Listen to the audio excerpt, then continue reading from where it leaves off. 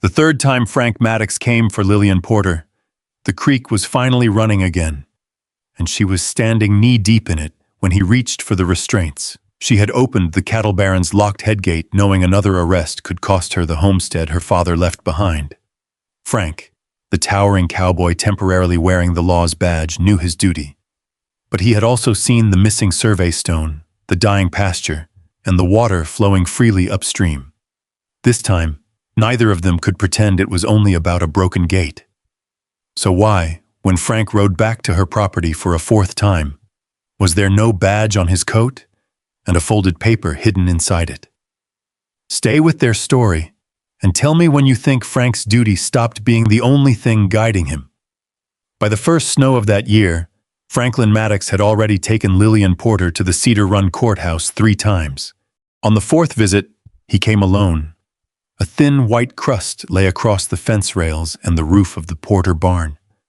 Frank dismounted slowly, his 6'6" frame unfolding from the saddle beneath a dark wool coat dusted with snow. His horse breathed steam into the cold. Lillian stepped onto the porch. She did not look at his face first. She looked at his hands, no restraints, no temporary deputy badge pinned to his coat. But a folded corner of white paper showed from the inside pocket near his chest. Her eyes lifted. "4th time, Mr. Maddox?" Frank stood beside the gate. "4th time." He reached into his coat. 6 months earlier, those same hands had come for her, with the law behind them. Late May of 1888 had been green in Cedar Run. Snow still shone on the high Montana ridges west of the valley, and every creek coming down from them carried more water than it would by midsummer. Cottonwoods along Cedar Run had just opened their leaves. Grass stood thick enough along the lower flats to brush a horse's fetlocks. At Broken Spur Ranch, Frank Maddox was repairing a section of corral fence when Sheriff Hugh Talbot rode into the yard. Frank drove the last staple before looking up. Talbot stayed mounted. "You busy?" Frank glanced at the split rail in his hand. "Was." Talbot took a folded complaint from his coat. "Sloan outfit says somebody cut their south fence. Cattle went through onto creek ground." Frank wiped his palm on his trousers. "And? Woman named Porter was seen there." Frank knew the name. Most people in Cedar Run did. Isaac Porter had worked cattle, freight wagons, irrigation ditches, and nearly anything else that paid cash before he finally proved up a homestead of his own. He had died 2 years earlier. His daughter had stayed. Frank had seen Lillian Porter in town twice, once buying lamp oil and salt, once carrying a sack of flour out of the mercantile without waiting for anyone to offer. That was all. Talbot leaned slightly over the saddle horn. "Sloan's foreman wants a charge filed, fence destruction and trespass." Frank looked toward the eastern pasture where Broken Spur cattle moved in a slow brown line. "You need me because half the argument is going to be about cattle and water before anybody gets through the first sentence." Frank sighed. Talbot smiled without much humor. "That means yes?" "It means give me 10 minutes. They found the cut fence shortly before noon. The Sloan Company had put it up recently. Frank could tell that before he dismounted. The cedar posts had not silvered yet, and the wire still held the dark shine of new metal. One section hung loose where somebody had cut 3 strands clean through. Beyond it, nearly 30 cattle crowded down the slope toward Cedar Run. They were not Sloan cattle. Frank recognized 3 different brands: Monroe, Porter, and a small mark belonging to a family farther south. The animals stood shoulder to shoulder at the creek, drinking hard. One calf had its front legs spread wide for balance. Its sides moved too fast. Mud covered its muzzle almost to the eyes. A woman stood beside the broken post. She held a pair of fencing pliers in one hand. Dark skirt, work shirt with the sleeves rolled above the wrist. Boots damp nearly to the ankle from creek mud. Lillian Porter. Across the water, Bessie Monroe stood with 2 neighboring ranchers. They stopped talking when Frank swung down from his horse. He was used to that. At his height, silence often arrived before he said anything. Frank looped his reins over the saddle horn and walked toward the fence. Lillian did not move. He stopped several feet away. "Miss Porter?" "Yes." Her voice was level. Frank looked at the pliers, then at the cut wire. "Did you cut Mr. Sloane's fence?" "Yes." Talbot shifted behind him. Frank had expected denial. Excuses, maybe. At least an argument over whether anyone had seen the actual cutting. Lillian simply stood there. He looked past her again. The cattle kept drinking. One cow lifted its head, water running from its jaw, then pushed back in beside another. Frank nodded toward them. "Those yours?" "7 are." "The rest?" "Mrs. Monroe's. Carter Place has some. 2 belong to the Beckers." Frank looked toward Bessie. She crossed her arms. "My trough went dry yesterday morning." Talbot asked, "You reported that?" "Reported it to Sloane's foreman." "What did he say?" Bessie looked toward the new fence. "He said their boundary was their boundary." Frank crouched beside one of the cut wires. The break was clean. No torn post. No cattle had forced it. Someone had opened the way deliberately. He stood. "Miss Porter, you know cutting another man's fence can put you before Judge Carver." "I know. And you did it anyway." "Yes." There was no pride in the answer. No apology either. Frank studied her for a moment. She met his eyes and waited. Then she glanced toward the creek. "If you intend to take me in, let them finish first." Talbot frowned. "Miss Porter." Frank lifted one hand, not sharply. He watched the calf at the edge of the water. It drank another few seconds, backed away, then stood with its head low. Frank pulled off one glove. He turned to Talbot. "Water'll still be here in 10 minutes." Talbot looked at him, then at the cattle. He said nothing, so they waited. Frank stood beside the broken fence while the cattle drank. The creek made a low, steady sound over stone. Lillian walked among the animals, checking brands and turning 2 cows aside so the weaker calf could get back to the bank. She did not ask Frank for anything else. When the last group lifted away from the water, she returned. "All right." Frank reached toward the leather pouch at his belt, then stopped. "Are you planning to run?" Lillian looked toward her mare tied under a cottonwood. The little bay was narrow through the chest and looked as though she had opinions about every human she had ever met. Lillian looked back at Frank. "On that horse?" Frank waited. She studied his long legs, then the broad sorrel gelding behind him. "You would probably catch me before town." That wasn't the question. For the first time, something close to amusement touched her face. "No, I'm not running." Frank let his hand fall away from the restraints. "Then ride your own horse." Talbot looked at him again. Frank ignored it. Lillian tucked the fencing pliers into her saddlebag. They rode toward Cedar Run in a line of 3, Talbot ahead, Frank in the middle, Lillian beside him when the road widened. For the first mile, she said nothing. Neither did he. Frank heard saddle leather creak, meadowlarks somewhere in the grass, and the faint rush of runoff below the road. Twice Lillian turned in the saddle, not toward a side trail, toward the cattle behind them. Frank noticed. He did not mention it. Cedar Run's courthouse stood at the end of a short dirt street between the county office and a feed store. It was not an impressive building. 2 stories, whitewashed boards, narrow windows, and steps that needed replacing. Judge Edwin Carver heard the matter that afternoon. Warren Sloane did not come. His foreman, Curtis Hale, submitted the complaint and described the fence as private property protecting company grazing land. Lillian did not deny cutting it. Judge Carver removed his spectacles. "Miss Porter, this makes things simple." "Does it?" "It does if you cut the fence." "I cut it." Carver looked down at the paper. "You will pay $5 for damage and court costs. You are also instructed not to interfere with that fence again, while ownership and access remain as recorded." Lillian stood straight before the bench. "Judge Carver, may I ask something?" He put his spectacles back on. "You already are." A few people in the gallery shifted. Lillian continued. "Can a man put a new fence across the only approach to water used by 4 homesteads for 20 years? Carver's expression did not change. "If you believe you possess a water or access right, you file a claim. And until the claim is heard, you obey the property line as presently recorded." Lillian nodded once. Carver leaned forward. "You do not settle land law with fencing pliers, Miss Porter." "I'll remember that."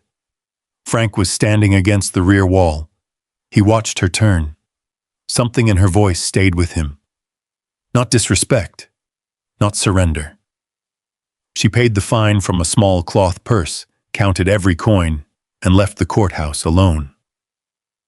Frank expected that to be the end of it. It should have been. Late that afternoon, he rode back to the south fence. He told himself he wanted another look before filing his own report. The cattle were gone. The creek ran quiet between the banks. Frank dismounted beside the place where Lillian had stood. The new fence stretched north and south in a nearly straight line. Something near the third post caught his eye. A stone. Not large. Gray, half covered in grass and old moss. He remembered seeing it before the arrest, but had been watching the cattle then. Frank scraped the moss away with his boot. There were marks beneath it. Not scratches, cut letters. He crouched. Using the heel of his glove, he rubbed away dirt packed into the grooves. IP below it. Frank sat back on one heel. Isaac Porter, 1874 maybe. He looked toward the fence, then toward the creek. The stone sat several yards inside what Sloane's new wire now claimed as company ground. Frank walked along the fence line. 30 yards farther, the wire shifted slightly east. The old stone line did not. He went back to the first marker and stood over it for a long time. The sun had dropped toward the ridges. Light came across the grass, low and yellow, catching every new strand of wire. Frank had been around enough range disputes to know one thing. A new fence could be straight. That did not make it right. He mounted and rode back to Broken Spur without disturbing the stone. 3 weeks later, the rain stopped. At Sloane's upper pasture, Cedar Run still moved broad and bright through the grass. Below the Porter place, Lillian pushed a measuring stick into the mud beside her irrigation ditch and marked the waterline with the point of a nail. The next morning, she marked it again. Lower. By the end of the week, the ditch barely covered her boot sole. On Monday morning, Sheriff Talbot walked into the county office, found another signed complaint waiting on his desk, and read the name at the top. Lillian Porter. Again. Sheriff Talbot read the name twice, then folded the complaint and pushed it across the desk toward Frank. The office smelled of dust, coffee, and old paper. A fly worried at the window. Outside, a wagon rattled past the courthouse, its iron rim striking a rut hard enough to shake the glass. Frank picked up the complaint. Who signed it? Sloane's foreman. Frank read the first line. Unauthorized reopening of irrigation ditch. The second line named property damage. The third named interference with private water control. Talbot leaned back in his chair. You saw the first fence? I did. And? Frank folded the paper once, and I saw a marker that didn't match it. Talbot's eyes narrowed. What kind of marker? Old survey stone, Porter initials, 74. Talbot tapped one finger on the desk. That in your report? No. Why not? Because I didn't know what it meant. Talbot studied him a moment. That was the right answer. Frank tucked the complaint into his coat. Where is she? Old ditch north of the Monroe place. The ride took less than an hour. By then, June had lost the softness of spring. The grass on the south-facing slopes had begun to pale. Dust followed the horses in a low brown cloud. The cottonwoods still held green leaves, but the ditch lines through the lower homesteads had narrowed into dark, wet seams instead of running channels. Frank noticed every one. At Bessie Monroe's place, a wooden trough sat under the shade of a lean-to. Its bottom showed. A cow stood beside it, licking the damp wood. Bessie came out carrying a wash bucket. Without saying anything, she tipped half the gray water into the trough. The cow pushed its nose down at once. Talbot watched. "So it's that bad?" Bessie set the bucket down. "Worse tomorrow," she pointed north. "You'll find Lillian up the old cut." They heard the shovel before they saw her. Metal against packed earth. Scrape, lift, throw. Lillian stood ankle-deep in a narrow ditch that had been nearly swallowed by grass and mud. Her skirt was pinned up enough to keep the hem from dragging in the water. Sleeves rolled, hair tied back beneath a faded brown scarf. Two men Frank recognized from small ranches farther south worked behind her, pulling old boards from a collapsed section of flume. Bessie came down the bank after them. Water moved through the ditch now, not much, but enough to shine in the sun. Frank stopped beside the edge. "Miss Porter." Lillian looked up. For half a second, no one moved. Then she leaned the shovel against the bank. "Deputy." "Not exactly." She glanced at the temporary badge Talbot had handed him that morning. "Close enough." Talbot stepped forward. "We've got another complaint." "I assumed you might." Frank looked down the ditch. The water split farther south at a crude junction made from old boards and packed clay. "Where does that go?" Lillian pointed. "One branch to Monroe. Another. Becker Place. Then a third, narrower line toward the Porter homestead." Frank looked at her. "How much goes to you?" She pointed to the smallest branch. "That." Talbot followed the water with his eyes. "The rest?" Lillian picked up the shovel again. "People with cattle thirstier than mine." Frank said nothing. The answer sat differently than it would have 3 weeks earlier. He walked the ditch. The banks were old, not newly cut. Roots had grown through parts of them. One timber brace had gone soft with age and split along the grain. Farther up, he found another stone, then another. Both worn, both marked. Not all with the Porter initials. One carried an M, another a crooked C. Frank crouched and rubbed dirt from the second with his thumb. Lillian came up behind him. "My father called this the common ditch." Frank looked back. "Common to who?" "Porter, Monroe, Carter, Becker, maybe one more before my time." "You have a deed?" "No." "Recorded agreement?" "Not in the house." "Survey?" She shook her head. "Then what do you have?" Lillian stood there with mud drying on her boots. "My father's word." Talbot exhaled through his nose. "That won't carry much weight in Carver's courtroom." "I know." Frank looked back at the stone. "Anything else?" She hesitated. Then, "A ledger." "What's in it?" "Years." That was all she said. Talbot unfolded the complaint.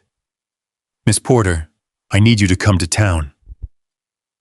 Lillian looked at Frank. "You're getting practiced at this." Frank glanced toward the shovel. "You keep giving me opportunities." A small movement touched one corner of her mouth.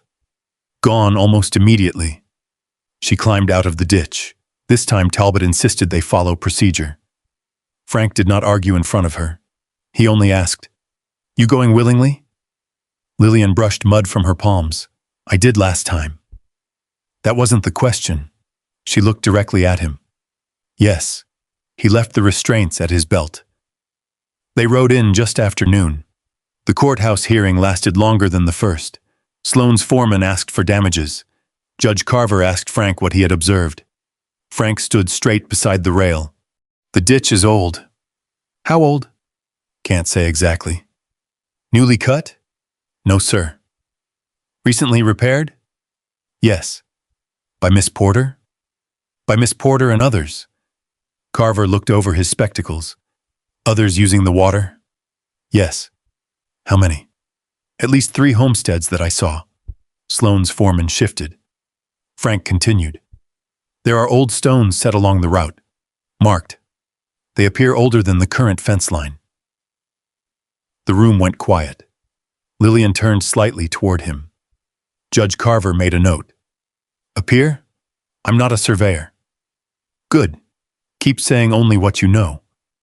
Yes, sir.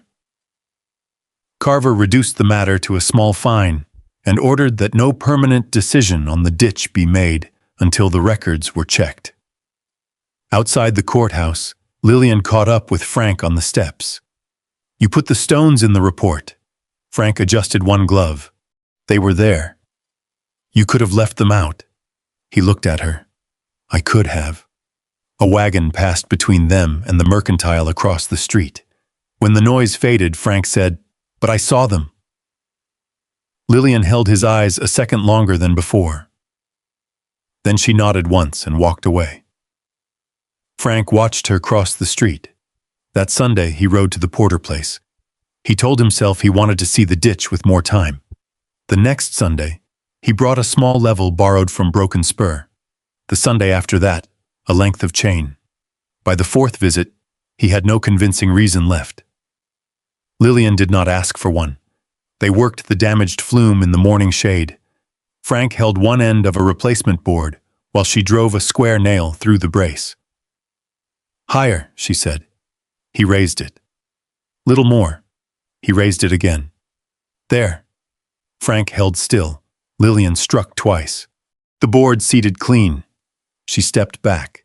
A man riding past on the county road slowed when he saw Frank standing knee-deep in a ditch following directions from a woman half his size. Frank noticed. He did not care. Later that afternoon, a young steer at Bessie's loading chute panicked when a loose board cracked under its hoof. 2 men reached for ropes. Frank stopped them. Open the front. It'll bolt. Let it see daylight. He moved to the side instead of toward the animal, lowered his shoulders, spoke softly. The steer turned once, breathing hard, then walked out through the open panel. Lillian had been standing by the fence. When the men left, she said, You could have forced it. Frank wiped dust from his hands. Probably. You're strong enough. He glanced at her. That's usually the worst reason to force anything. She said nothing. But after that, the coffee started appearing. 1 cup on the porch rail when Frank arrived. Then 2. One morning he brought a paper sack from town. Lillian opened it. Sugar. She looked at him. For the horses? Of course. She kept looking. Frank took off his hat. 1 part for the horses. That got a real smile. Small, but real. The ledger came out on a warm evening in late June. They sat at Lillian's kitchen table with the window open and the smell of cut hay drifting in from the east field. The book had a cracked black cover and pages gone soft at the corners. Lillian turned them slowly. Names, dates, amounts of timber, payments for iron, measurements of water. Some entries were in Isaac Porter's hand, others in different ink. Frank traced 1 line with his finger without touching the paper. Monroe. Lillian nodded. Bessie's husband. Carter. Gone east 5 years ago. Becker. Still south of us. Frank turned another page. Near the bottom, a line stood alone. County survey completed. Copy filed. Frank read it twice. Where's the copy? If I knew, I wouldn't be sitting here hoping my father's handwriting can argue with Sloane's lawyers. Frank looked at her. Lillian rested 1 hand on the table. He didn't write things like that unless they were done. You sure? Yes. No hesitation. Frank turned the page. Half of the next sheet was missing. Torn close to the binding. Old tear. Not recent. He looked at it, then back at the line. Maybe the county still has something. Maybe. That's not much. No. Lillian closed the ledger. But it's more than I had last month. The next morning, Frank rode back to the first marker near Sloane's south fence. He knew exactly where that should have been. Third post, 6 or 7 yards west. Patch of moss, gray top. It was gone. Frank dismounted. The hole was fresh, square-sided where something heavy had been worked loose from packed ground. He crouched, touched the dirt. Still damp underneath. Wagon tracks ran north from the site. One wheel had a chipped iron rim that left a repeated crescent mark in the dust. Frank followed it with his eyes. North, toward Sloan Land. By noon, he was riding through the Sloan Ranch gate. Warren Sloan stood near the headgate, speaking with a hand in a clean blue shirt. He was 53, silver beginning at the temples, boots polished enough to show he had not spent that morning in a ditch. He looked at Frank once, then down at the mud on Frank's boots. He did not ask where Frank had been. "Here you've taken an interest in old stones." Frank swung down. "Somebody else has too." Sloan smiled faintly. "Old country is full of old stones." This one was set. Then perhaps somebody moved it. Frank waited. Sloan buttoned one cuff. "Careful, Maddox." His voice remained mild. "Some disputes cost a man more than wages." Behind him, the headgate stood wet and dark. Beyond it, Sloan's troughs were full. Frank looked at the water, then at Sloan. He did not answer.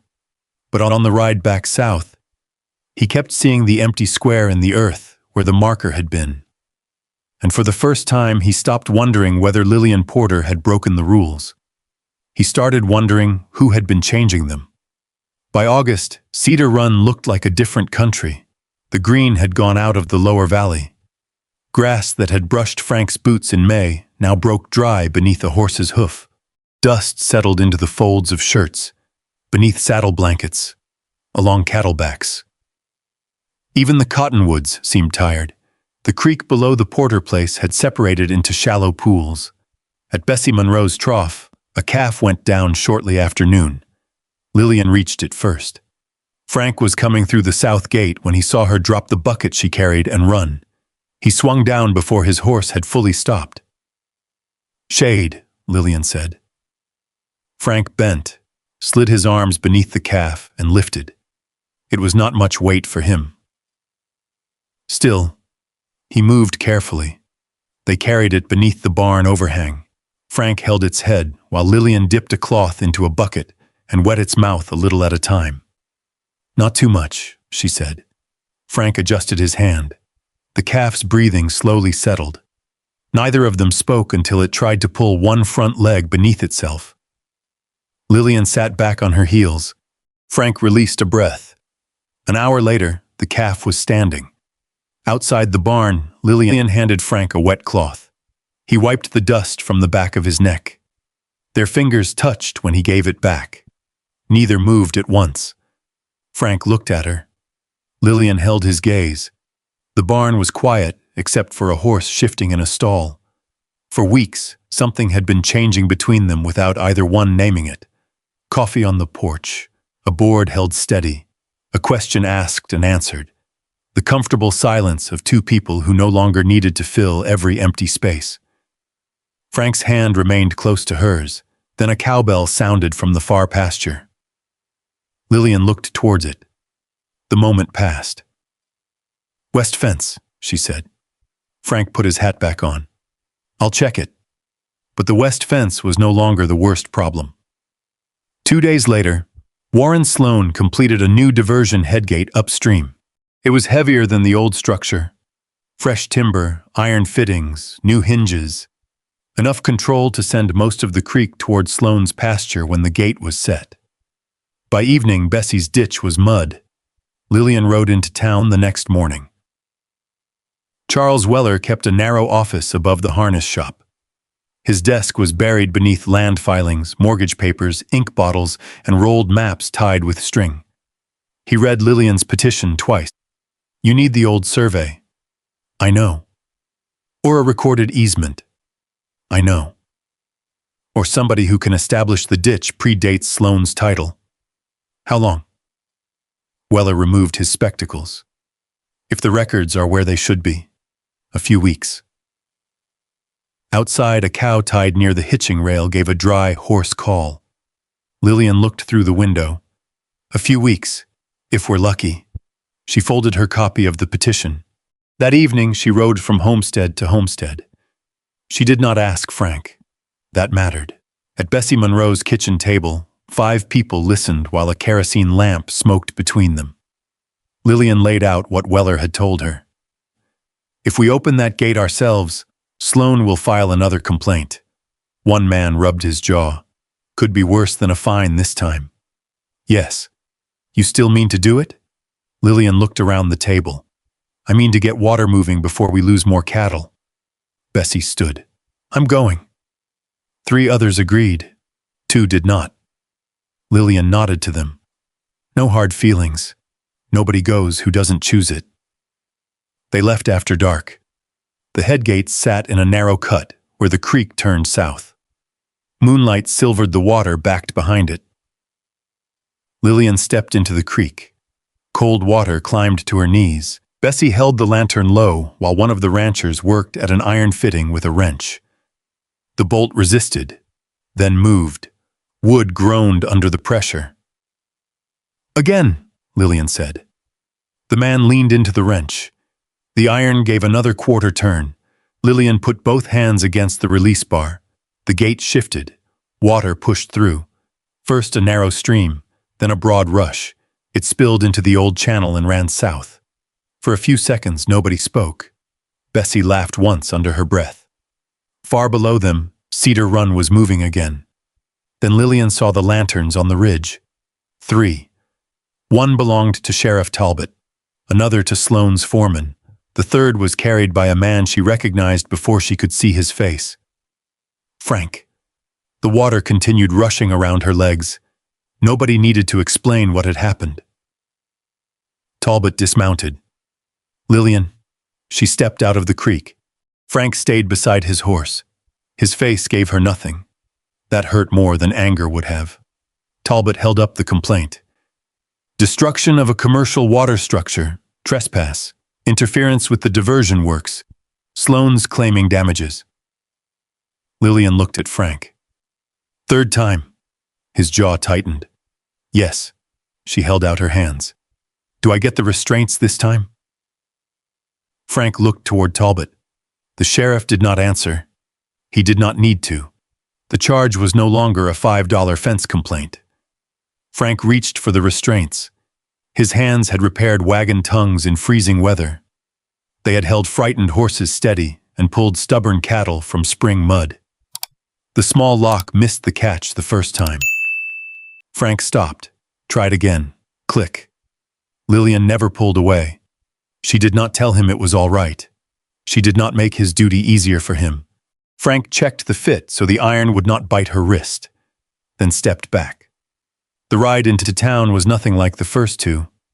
No dry humor, no questions. Only hoofbeats and leather. At the courthouse rail, townspeople watched them arrive. Frank dismounted first. He did not reach up to pull Lillian down. He waited. She got down herself. Warren Sloan was inside. He stood near the clerk's desk in a dark coat, clean despite the dust outside. His eyes went to the restraints, then to Frank. Looks like you finally remembered which side you stand on. Frank did not answer. He unlocked Lillian's wrists. His fingers lingered only long enough to make certain the metal did not catch her sleeve. Sloan's lawyer came to Lillian later with papers. The offer was simple. Sloan would buy the Porter homestead. The price would cover what Lillian owed and leave enough for her to start elsewhere. In return, the complaints could disappear. Lillian read every line, then folded the document along its original crease. She slid it back across the table. You planned to buy my land before I cut your first fence. Sloan sat opposite her. I planned to buy every place downriver that can no longer support cattle. Lillian went still. There it was. Not the fence, not the gate, the land. Dry the small homesteads long enough, and eventually somebody would sell. Then another, then another. By sunset, Judge Carver had set bond. It was more money than Lillian could produce without putting the Porter property behind it. Frank found her outside Weller's office. "I can cover it." She looked at him. He had already taken the money from his coat, nearly everything he had saved. "No. Lillian, if you're offering because you think I need saving, don't." His hand closed around the bills. "I don't think that." "Then don't turn what I did into a debt between us." Frank stared at her. He could have argued. He did not. Slowly, he put the money away. "All right." The words cost him. She could see that. By the following afternoon, Weller had arranged the bond another way. Bessie pledged a small amount. The Beckers added some. 2 other homesteaders did the same. No single person held a claim over Lillian. No mortgage touched the Porter land. When Lillian walked free, Frank was waiting across the street. She saw him. He touched the brim of his hat. She did the same. Neither crossed the road. That night, Frank sat alone in the tack room at Broken Spur. On the table before him lay 3 things: the temporary deputy badge, a sketch of the Cedar Run ditch, and a paper rubbing he had made from the old survey marker before it disappeared. IP wind moved through the barn. A loose door struck its frame. Knock. Silence. Knock. Frank stared at the rubbing. Then he'd remembered Isaac Porter's ledger. County survey completed. Copy filed. Knock. Frank stood. He put on his coat. At sunrise the next morning, Lillian looked down the county road expecting to see Frank riding toward the Porter place. He did not come. Frank was already headed the other direction, toward town, toward the county records office, toward whatever Isaac Porter had filed 14 years before. Frank reached town before 8. The courthouse doors were open, but the records room behind the clerk's office still smelled of yesterday's lamp smoke. Shelves covered 2 walls. Deed books stood upright in cracked leather bindings, while older bundles were tied with cotton tape and stacked wherever space remained. The county clerk looked over his spectacles. "What year?" 1874, maybe earlier. Cedar Run. Porter. That sounded simple. It was not. By noon, Frank had found 3 Porter filings and none had anything to do with water. One was Isaac's homestead entry, another concerned livestock. The third was a tax receipt copied into the wrong index. Frank ate bread and cold beef standing outside. Then he went back in. By late afternoon, his eyes burned from faded handwriting. Nothing. The next morning, he rode south to find Otis Garner. Otis lived in a 1-room cabin near an abandoned freight road, with an old mule in the corral and irrigation tools rusting beneath the eaves. He remembered Isaac Porter. Everybody remembers the man who kept a ditch open after everybody else got tired of cleaning it. Frank leaned against the porch post. "Porter ditch?" Otis shook his head. "Wasn't Porter's." Frank straightened. "Whose was it?" "Ours." Otis scratched his gray beard. "Porter, Monroe, Carter, Becker. Couple others at first. Spring runoff would eat the banks. Every year we'd put men and timber into it. Isaac kept the accounts." "Was it surveyed?" Otis looked toward the hills. "County man came out once. Had a chain and a red book." Frank felt something tighten behind his ribs. "Did he file it?" Isaac said he did. That afternoon, Frank rode to Bessie Monroe's place. Bessie listened, then disappeared into her bedroom. He heard a trunk lid open. A few minutes later, she returned, holding a small piece of paper. "My husband kept every receipt he ever paid." The paper was yellow at the folds. Cedar Run headgate repair. 4 names were written beneath the amount. Porter, Monroe, Carter, Becker. The date came years before Warren Sloan had bought the upper pasture. Frank carried the receipt to Charles Weller. The lawyer read it twice. "This proves people paid to maintain something. Not that they had a legal right." "No." Weller set it down. "But it gives us something to look for." They went back to the county office. This time Weller asked for the ditch indexes rather than property deeds.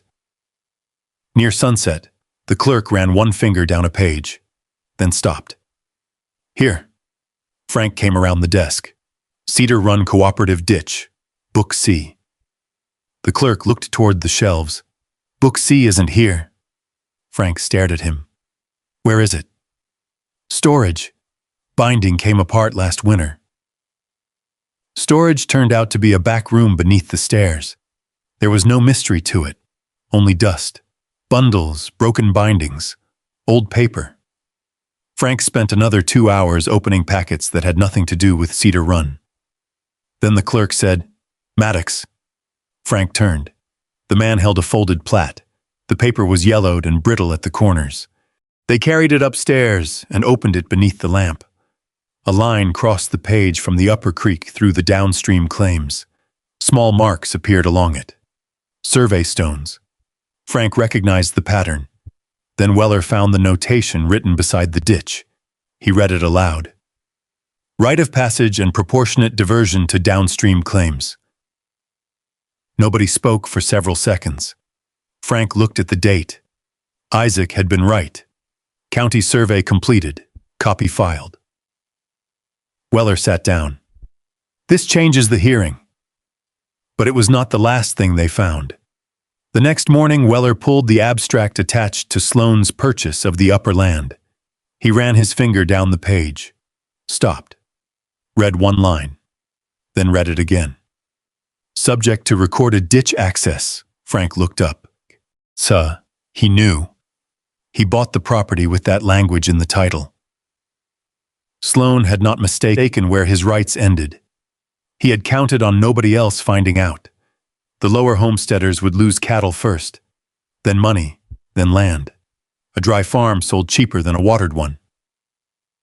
Warren Sloane found Frank outside the courthouse the evening before the hearing.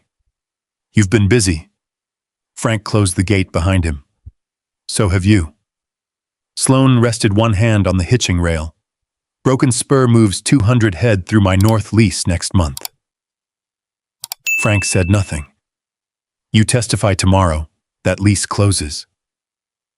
That between you and the owner? It becomes between him and you. Frank looked down the street. Sloane continued. The county board won't need a special deputy who has made himself part of a private dispute. Broken Spur won't keep a foreman who costs them winter grazing. Frank turned back. And if I keep quiet, you keep a good job. So you're buying my silence. Sloane's expression barely changed. No, I'm telling you what it costs. Frank watched him walk away. Lillian learned about it before dark. She found Frank beside the courthouse stable, checking a loose shoe on his gelding. You knew you could lose Broken Spur. Frank lowered the horse's hoof. Yes. And you said nothing. Wasn't your problem. Her eyes hardened. You don't get to decide that. Frank stood. The stable suddenly seemed smaller with him upright. Lillian did not move back. I don't need you tearing your life apart to prove you believe me. I'm not. You may lose your job. Yes, your deputy appointment. Probably. For what? Frank was quiet. Lillian waited. For a moment, it looked as though he might finally say the thing both of them had been avoiding since the barn. He did not. Because I saw what happened, she frowned. Frank continued. I saw your cattle. I saw the old ditch. I saw the markers before somebody pulled one out of the ground. I saw Sloane's full troughs when yours were dry. His voice remained low. I don't know how to pretend I didn't. The anger left her face slowly, not replaced by softness, something quieter. Frank. He waited.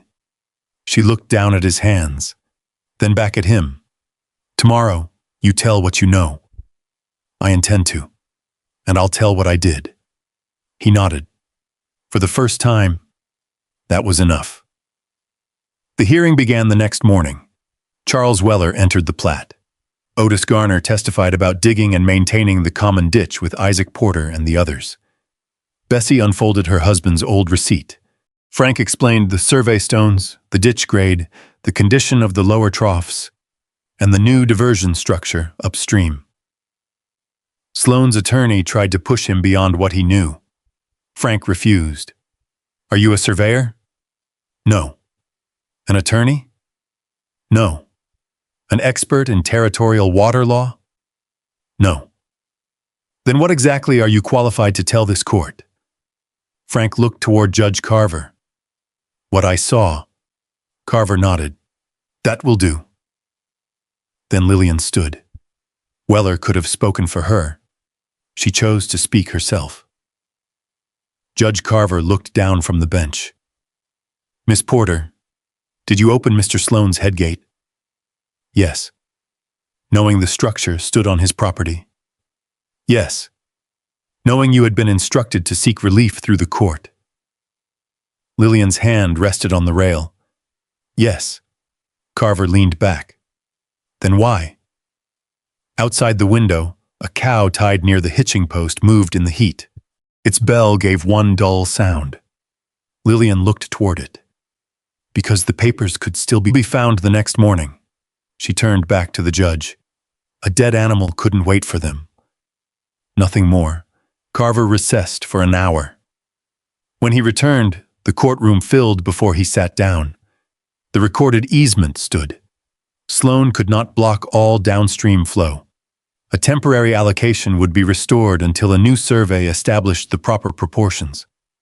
The most serious charges against Lillian were dismissed. She still owed a small fine for damaging the lock and taking matters into her own hands rather than waiting for an order. Lillian accepted it without complaint. Sloane left before the room emptied. He was not arrested. He did not lose his ranch. He lost something more useful: control. Within days, families who had been considering selling their claims stopped talking about leaving. Water moved south again. Frank returned to Broken Spur 3 evenings after the hearing. The ranch owner waited outside the bunkhouse. A small envelope was in his hand. Frank saw it and understood. I've got 200 head that need Sloane's grazing route next month, the man said. Frank nodded. I know. I can't keep the lease and keep you. I know that too. The owner handed him the envelope. Frank counted nothing.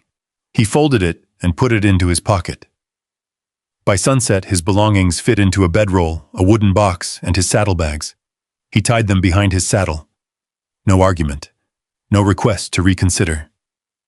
Then he rode away from the bunkhouse where he had slept for nearly 9 years. Lillian heard the next morning. She found him outside the livery in town repairing a worn girth strap. You lost the job. Frank pushed the leather through the buckle. Yeah. She stood beside the hitching rail. Do you regret it? Frank pulled hard once to test the repair. Not yet. Lillian looked toward the mountains. The first cold weather had begun to gather on the peaks. Ask yourself again when the snow comes. Frank looked up at her. I plan to.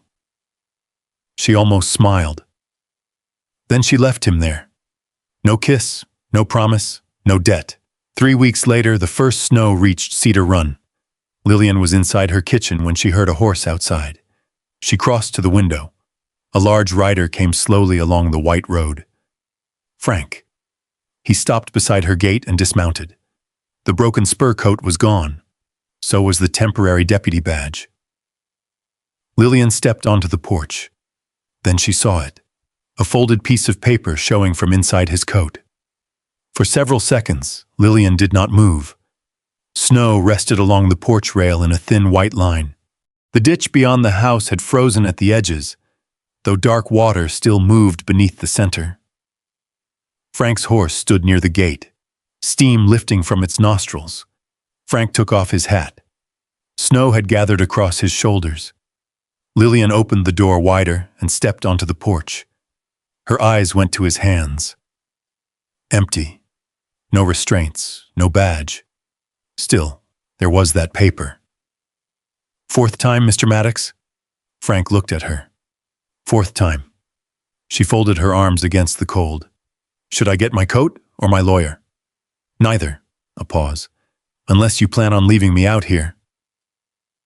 Lillian looked at the snow collecting in his hair. Then she stepped aside. Frank ducked slightly beneath the doorway. The Porter kitchen was warm from the iron stove. A coffee pot sat near the back burner. Isaac Porter's ledger remained on the shelf beside a tin of matches and 2 chipped cups. Frank stood near the table without removing his coat. Lillian noticed. "You look like a man expecting to be thrown back outside. I'm allowing for the possibility. That bad? Depends how you read the paper." She pulled out a chair. "Then I suppose we ought to find out." Frank sat. The chair complained beneath him. Lillian remained standing. He reached inside his coat. The folded paper came out first. Frank laid it on the table. Lillian did not touch it. "What is it?" "Purchase agreement." Her expression changed. Frank saw it immediately. He put one hand flat on the table. "Not for your place." Lillian's eyes returned to his. "What?" "Read it." She picked up the paper. The parcel described 80 acres east of the Porter property. Rocky ground, thin pasture, an abandoned line shack, and a shallow draw that held spring grass longer than the surrounding slopes. Lillian knew it. Everybody in Cedar Run knew it. Nobody had wanted it badly enough to pay much for it. She looked at the figure near the bottom. "You bought the Hensley parcel. Made the down payment. With what?" "My savings." "The savings you nearly used for my bond?" Frank nodded. Lillian read the agreement again. The silence stretched. "You bought land beside mine." "Yes." "Why?" Frank looked toward the window. "Good place for mares." She waited. "Some cattle." Still she waited. "I can take ranch work when I need it. Train horses when I don't. There's enough flat ground for a barn if I clear the stone." Lillian lowered the paper. "That wasn't what I asked." "I know." Frank's thumb moved once along the edge of the table. "I wanted you to know I wasn't coming here because I had nowhere else to go." That stopped her. Frank continued. "I'm not asking for your land." His eyes stayed on hers. "I bought land next to it." Lillian glanced at the agreement. "That is a very particular distinction." "It is to me." Something shifted in her face. Not quite a smile. Frank reached into his coat again. This time his hand stayed there longer. When it came out, there was no second paper. There was a ring, small, silver, old enough that the surface had softened from years of wear. Frank did not move toward her. He opened his palm and left the ring there. Lillian stared at it. The same hand had held reins beside her on the road to Cedar Run. It had steadied boards while she drove nails into the common ditch. It had locked restraints around her wrists on the night she opened Sloane's headgate. It had signed testimony that cost Frank his position at Broken Spur. Now it simply rested open on the table. "Was your mother's?" he said.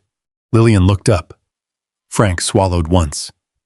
"3 times I came for you because somebody else had decided you had to go with me." She said nothing. "I don't want the 4th time to be anything like that." Outside, snow slipped from the roof and landed softly beside the porch. Frank kept his hand open.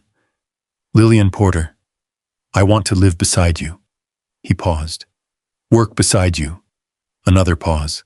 "Probably argue with you about cattle, water, fence lines, and whatever else makes you look at me the way you're looking at me right now." The corner of her mouth moved. Frank almost smiled. "Almost. But I need you to know something before you answer." Lillian's expression settled again. "I don't want yes because I lost Broken Spur." He glanced at the purchase agreement. "Not because I found that survey." His eyes returned to hers. "Not because I stood against Sloane." The room became very quiet. "I want it only if you want me." Frank stopped talking. That might have been the hardest thing he had done all year. He did not explain, did not persuade, did not tell her what kind of husband he could be. He simply waited. Lillian turned toward the window. The Porter house still stood. The barn still stood. Her cattle were wintering on her own ground. The old ditch ran beneath a skin of ice, carrying the water her father had helped secure years before Warren Sloan ever decided the valley should belong to him. She had not saved it alone. Neither had Frank. Isaac's ledger had mattered. Otis's memory had mattered. Bessie's receipt had mattered. Weller had known how to put old evidence before a court. Frank had found what others had stopped looking for, and Lillian herself had refused to leave. Nothing on that table took any of it away. Frank had brought no deed for her property, no employment arrangement, no bargain, only land of his own, and a question. Lillian looked down at his hand again. "Do you remember the first time you arrested me?" Frank's brow tightened slightly. "Very clearly. You asked if I planned to run. You avoided answering. I answered eventually. You told me my horse was too slow." Lillian gave him a look. She was having a difficult summer. She was 20 years old. She had dignity. Frank's mouth finally moved into a smile. Lillian stepped closer. "You know what I thought?" "No." "I thought a man as big as you who still bothered to ask before reaching for restraints might have some hope." Frank stared at her. "That your proposal?" Lillian laughed. Not the quiet half-smile he had learned to watch for. A real laugh, warm enough to change the whole room. "No, Frank." She reached down and took the ring from his palm. "This is my answer." Frank did not move. "You're saying yes?" Lillian raised an eyebrow. "I took your mother's ring. I noticed." "Frank." "Yes, yes." He breathed out. It sounded almost like a man who had been holding the same breath since May. Lillian held out her hand. Frank stood. For all his size, his fingers were careful when he slid the ring into place. Neither of them looked away. There were no courthouse spectators, no sheriff, no Sloan foreman, no complaint waiting on a desk.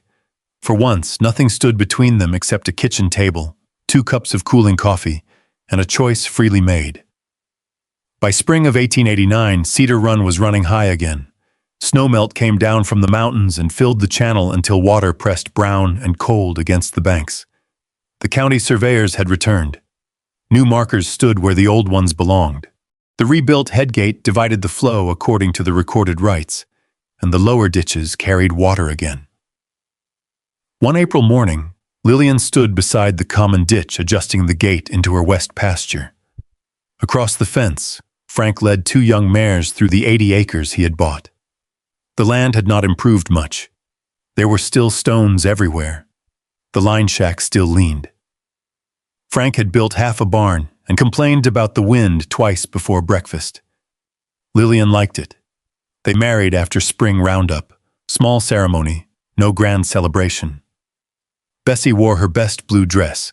Otis Garner arrived early and slept through part of the waiting. Charles Weller brought the recorded copy of the Cedar Run easement as a joke, then wisely kept it in his coat. Judge Carver attended. Sheriff Talbot stood outside the courthouse when Frank and Lillian came up the steps. He looked at Frank. "At least this time she's walking in voluntarily." Lillian stopped. "I walked voluntarily the other 3 times." Talbot glanced at Frank. "I know. He's told us often enough." Frank looked suddenly interested in the courthouse door. Lillian turned her head toward him. He felt the look. "Something wrong?" "Nothing yet." They went inside together. By summer, the story had traveled farther than either of them wanted. A young cowboy came to Frank looking to buy a trained mare. He spent more time asking questions than looking at horses. Finally, he leaned on the fence. "Mr. Maddox, is it true you arrested your wife 3 times?" Frank tightened a saddle strap. 3. The cowboy grinned. "What happened the 4th time?" Frank stopped. Across the pasture, Lillian stood beside a ditch worker. She had Isaac's old ledger tucked beneath one arm and was pointing toward the west channel with the other. The worker said something. Lillian shook her head, pointed again. Frank watched her for a moment. Then he looked back at the cowboy. "The 4th time, I stopped telling her what she had to do and asked her what she wanted. From across the field came Lillian's voice. "Frank!" He turned immediately. "The west gate!" Frank put the saddle down. The young cowboy watched him go. Beyond the fence, Cedar Run moved through the valley under the Montana sun, dividing where it was supposed to divide and continuing on. Frank crossed the pasture toward Lillian. She waited beside the water. And this time, neither one of them was being taken anywhere. They were simply going the same way. And maybe that was the real story of Cedar Run. Not that Frank Maddox arrested Lillian Porter 3 times. Not that an old survey finally proved what her father had known. Not even that a cowboy who seemed large enough to frighten half the valley eventually stood in a quiet kitchen with a ring in his open hand. It was that neither of them asked the other to become smaller. Lillian kept her land, her voice, and the life her father had spent years building. Frank learned that strength was not measured by how firmly a man could hold on, but by whether he could open his hand and let another person choose. And somewhere between a cut fence, a dry ditch, and the first winter snow, respect became trust. Trust became something neither of them could ignore. Maybe the people worth keeping are not the ones who arrive promising to rescue us. Maybe they are the ones who see what we have fought to preserve, stand beside us when standing there has a cost, and still leave the final choice in our hands. If you had been Lillian, would you have trusted Frank after that 3rd arrest? Tell me in the comments. And if stories of the frontier, stories of wounded hearts, quiet courage, second chances, and love earned rather than claimed, still mean something to you, subscribe and stay with us. There are more trails ahead, and more stories waiting beyond the next ridge.